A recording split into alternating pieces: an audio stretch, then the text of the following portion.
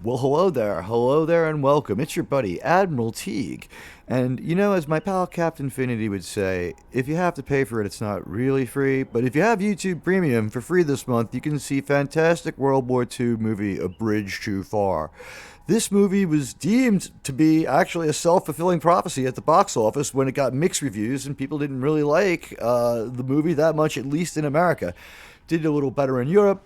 But this was the last big budget World War II movie that we got until Saving Private Ryan. It kind of destroys that genre.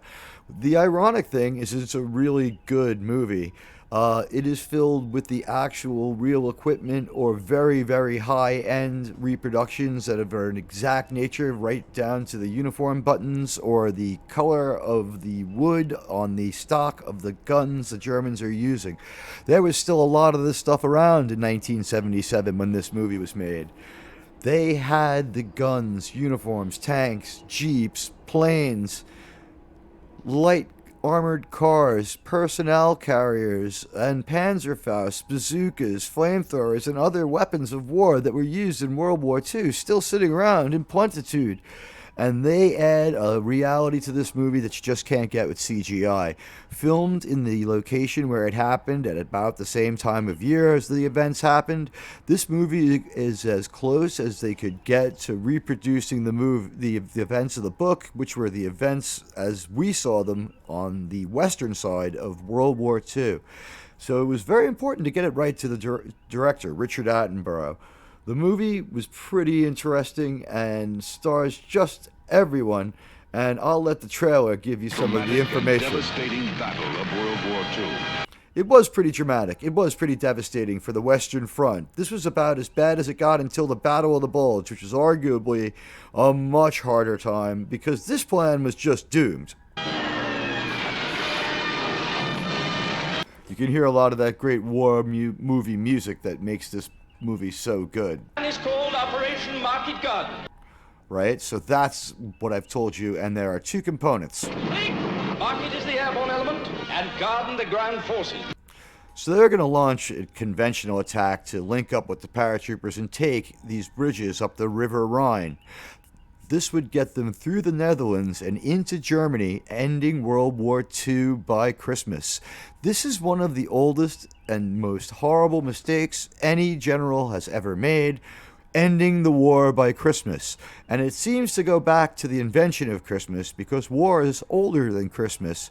Perhaps the Romans thought about trying to end the war before Saturnalia, but it seems like this is an age-old problem that recurs. This movie shows it to us in a way that we can never imagine seeing again. I like to think of this as one of those American Western films. Which in fact it ends up ironically becoming. Germans will naturally, they're the bad guys. We, my friends, are the cavalry on the way to the rescue. Or charging into a box canyon attack. A bridge too far. The amount of equipment they bring to bear on this movie shoot. We have the cannons, we have the guns, we have a lot of light artillery, we have a lot of anti-tank weapons, we have a lot of tanks. Starring Dirk Bogarde, James Caan, It's just getting started.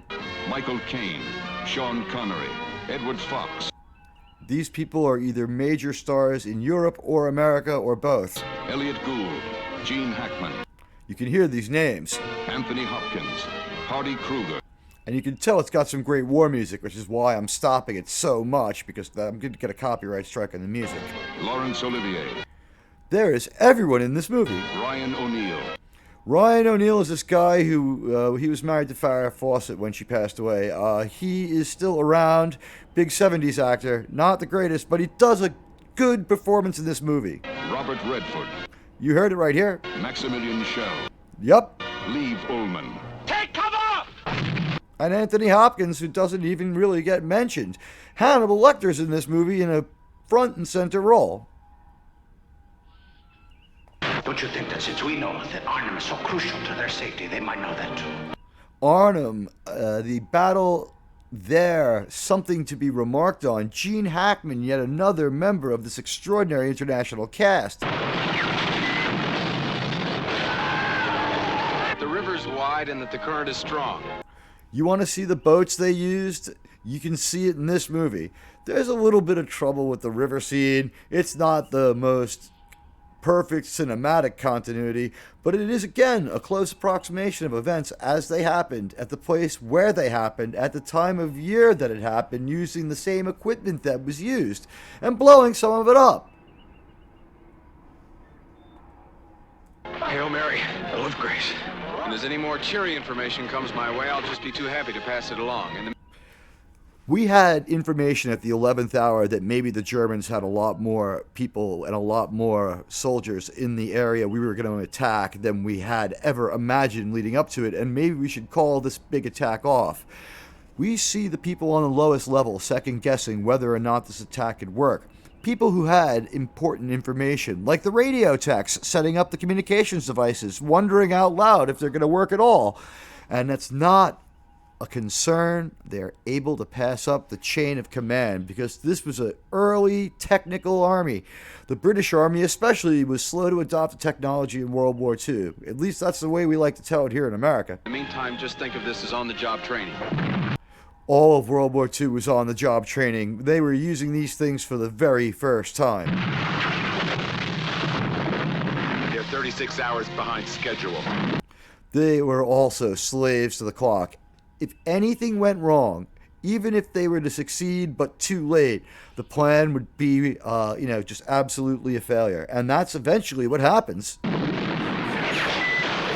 There's a battle, and we are in the process of winning it. The town is much the same as the time of the battle and was much the same when I was there a few years back. This is as close to recreation as you can get without forcing people to have a small, real war. Winning and losing is not a concern. Living or dying is. We see so much action in this movie that has a great chase scene in a Jeep with some camera work that's really good. Again, they're playing. If you don't look at him right now, he's gonna die. He's dead now. Right? The dramatic events in this movie really happened. That's what's so crazy. If you want to see a movie that's got power, magnitude, and an amount of recreationist soldiers like you've never seen in any real World War II movie, Coming tonight. check out A Bridge Too Far on YouTube Premium this month. It is by Sir Richard Attenborough. It is a fine movie. It is much better than people thought it was when it came out, and we don't get a movie this good again for about 20 years. A Bridge Too Far is every minute a 1977 movie, but there's not a lot of bad blue screen or other things to make you sort of second guess the movie or rip you out of your immersion. Once you're there, you're kind of there. The events of the Battle of Arnhem and Operation Market Garden are so unbelievable, they read like a sci-fi novel. No one would believe these things happened the way they did, how they did, when they did. But this movie is mostly true and mostly triple verified. I don't know if there are any composite characters in here to make things move along. I think we only have real characters based on that are actual real people who are verified to have been in these places, giving their first-hand accounts to a historian or are gleaned from newspapers or captured documents. This movie is very well made, the best they could make it in 1977. So take some time out. Crack open a beer, sit back and check out A Bridge Too Far on YouTube Premium for free this month. It's your buddy, Admiral Teag, and if you would hit those like and follow buttons, you'd be doing me a huge favor. We're stronger with you than without you.